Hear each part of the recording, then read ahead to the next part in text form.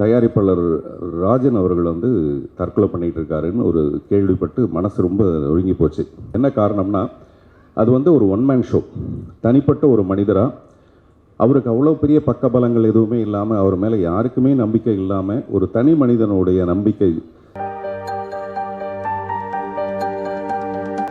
அவருக்கு ரொம்ப ஸ்பெஷலான ஒரு குருநாதர். இன்னும் சொல்லணும்னா, இந்த மாதிரி புதிய புதிய முயற்சிகள் எடுக்கும் பொழுது அந்த புதிய பாதைகளுக்கான அம்பாசிடராக இருக்கக்கூடிய அவரை முதல்ல பேச கூப்பிடுறதுல எங்களுக்கு சந்தோஷம். திரு ஆர் பார்த்திபன் சார் அவர்களை அன்புடன் மேடைக்கு அழைக்கிறோம்.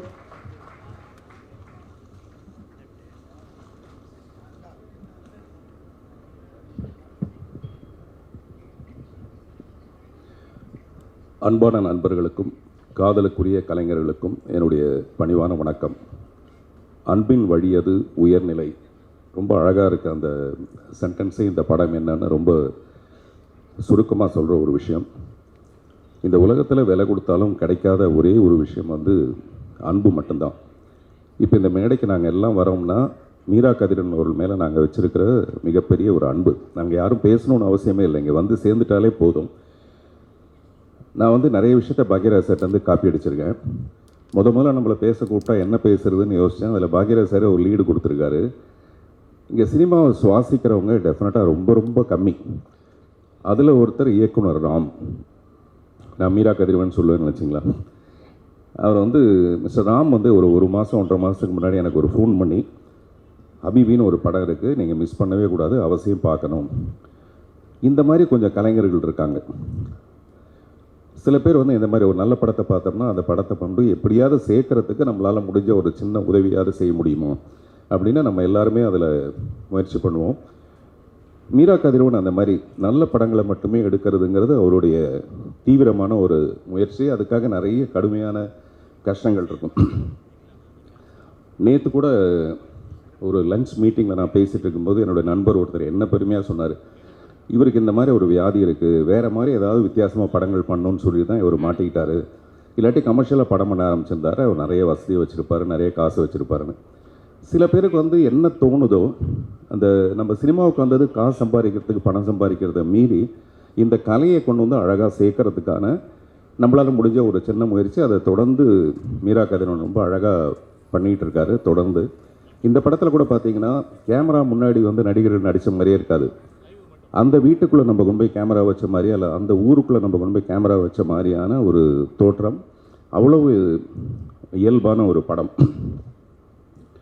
இந்த அன்பை பற்றி நான் சொல்லும்போது, இன்றைக்கி சாயங்காலம் நடந்த ஒரு நிகழ்ச்சி, தயாரிப்பாளர் ராஜன் அவர்கள் வந்து தற்கொலை பண்ணிகிட்டு இருக்காருன்னு ஒரு கேள்விப்பட்டு மனசு ரொம்ப ஒழுங்கி போச்சு.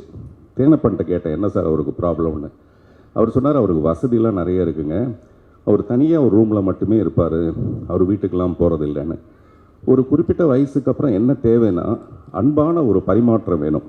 யாருக்கிட்டையாவது அன்பான 4 வார்த்தை பேசுகிறதுக்கான ஒரு வாய்ப்பு இருந்ததுன்னு வச்சுங்களேன், நிச்சயமாக அவர் இந்த முடிவுக்கு வந்திருக்க மாட்டார்.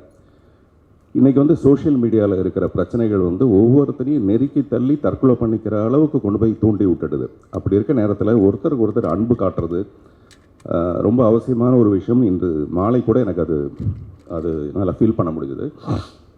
அப்படி நமக்கு நம்மளே கலைஞர்கள் எல்லாரும் சேர்ந்து ஒரு அன்பு காட்டுறதா மீரா கதிரவனுடைய இந்த படம் வெற்றி அடையணுங்கிறது அவர் இன்னும் தொடர்ந்து நல்ல படங்கள் பண்ணுறதுக்கான ஒரு நல்ல வாய்ப்பை ஏற்படுத்தி கொடுக்கும். சாம் சிஎஸ் வந்து இந்த படத்தோடு ஒன்றிய நல்ல பாடல்களை கொடுத்துருக்காரு. மகேஷ் முத்துசாமி நான் சொன்ன மாதிரி இயல்பான ஒரு ஊரை நம்மகிட்ட காமிச்சிருக்காரு. கஸ்தூர்ராஜா அவர்கள்கிட்ட நான் எதிர்பார்க்கவே இல்லை. நான் அவருக்கு ஒரு பெரிய நன்றி கடன் பட்டிருக்கேன். 1000ல் ஒருவன் ஒரு படம் வந்து எனக்கு கிடைச்சதுக்கான ரொம்ப முக்கியமான ரீசன் வந்து மிஸ்டர் கஸ்தூர்ராஜா. எப்போயுமே ஒரு படத்தை நான் அக்செப்ட் பண்ணிக்கும் போது நிறைய அதில் ஏதாவது முரண்கள் இருக்கும், பிரச்சனைகள் இருக்கும். அது எல்லாத்தையும் சரி பண்ணி அந்த படத்தில் என்னை நடிக்க வச்சதுக்காக நான் நிறைய அவருக்கு நன்றி கடன் பட்டிருக்கேன். இந்த படத்தில் ரொம்ப ரொம்ப இயல்பாக தன் மனைவி கிட்ட எப்படி நடிப்பாரோ அந்த மாதிரி ரொம்ப இயல்பாக நடிச்சிருக்காரு இந்த படத்தில். பாருங்கள் எவ்வளோ அர்த்த புஷ்டியாக சிரிக்கிறாங்க பாருங்கள். கொஞ்சம் கூட மிகையாகவே இல்லைங்க, அவ்வளோ யதார்த்தமாக இருக்குது நடிப்பு. இதை விட வேறு என்ன உதாரணம் சொல்கிறதுன்னு எனக்கு தெரியல. ஸோ எல்லாமே ரொம்ப சிறப்பாக இருந்தது. இன்னும் நிறைய பேர் இந்த படத்தை பற்றி பேச போகிறாங்க. அதுக்கிடையில்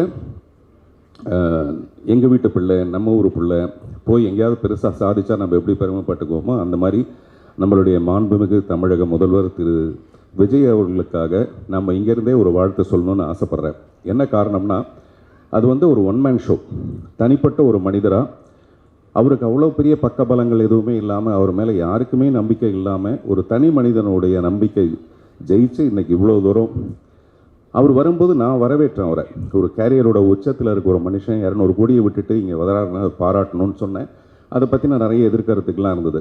ஆனால் இன்றைக்கி கேரியரோட உச்சத்தில் இருந்து சிஎம் ஆகி இன்றைக்கி மத்தியானம் கேரியரில் சாப்பாடு எடுத்துகிட்டு வர ஒரு அரசு ஊழியர் மாதிரி காலையில் கரெக்டாக 9:30க்கு வராரு, சாயங்காலம் வரைக்கும் இருக்கார். அதெல்லாம் ரொம்ப ஆச்சரியமாக நிறைய பேருக்கு வந்து ஒரு பிரமிப்பாக இருக்குது. வந்த 4 நாளைக்குள்ளே இவ்வளோ பண்ணுறாருன்னு.